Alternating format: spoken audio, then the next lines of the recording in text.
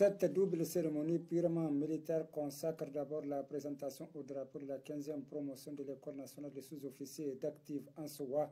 qui porte le nom de l'adjudant-chef Marwana Taher et le colonel à la retraite Abou Oumarou, parrain de cette promotion, marque aussi la remise des galons et prestations de serment de la promotion collatérale. Vous avez devant vous, parfaitement aligné, l'allure majestueuse, le regard fier et confiant, les élèves sous-officiers de la 15e promotion de l'ENSOA, forte de 334 élèves sous-officiers d'actifs, dont 4 féminins et 12 ressortissants des pays amis du Niger, que sont le Cameroun, la Côte d'Ivoire, la Centrafrique, le Mali, le Sénégal et le Tchad. Voilà donc 5 mois au cours desquels les aînés et les encadreurs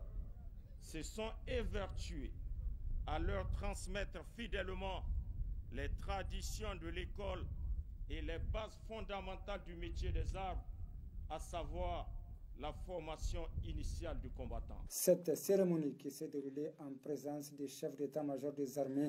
les généraux de division Salif Moudi, du gouverneur de la région d'Agadez Magajima Mandada, de plusieurs invités civils et militaires et de la population d'Agadez, a permis au ministre de la Défense nationale de féliciter les élèves sous-officiers pour avoir résolument choisi de servir notre pays par la voie des armes et d'accepter d'assumer des risques pour assurer la liberté et la sécurité du pays. Cet événement solennel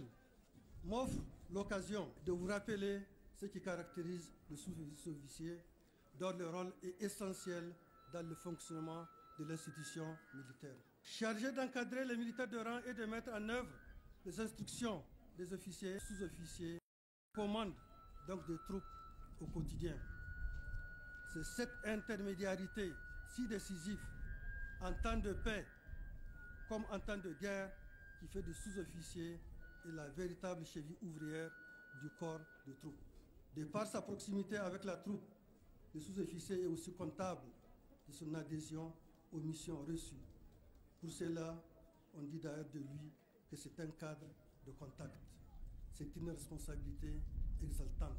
Les 3 premiers de la promotion collatérale ont reçu des mains du ministre de la Défense nationale, du chef d'état-major des armées et du colonel-major directeur des services de santé des forces armées nigériennes leurs galons devant le ministre de la Défense nationale. Les élèves sous-officiers ont présenté des mouvements d'ensemble et de démonstration de maniement des armes suivis de la parade militaire sous les ovations d'un public venu nombreux pour la circonstance.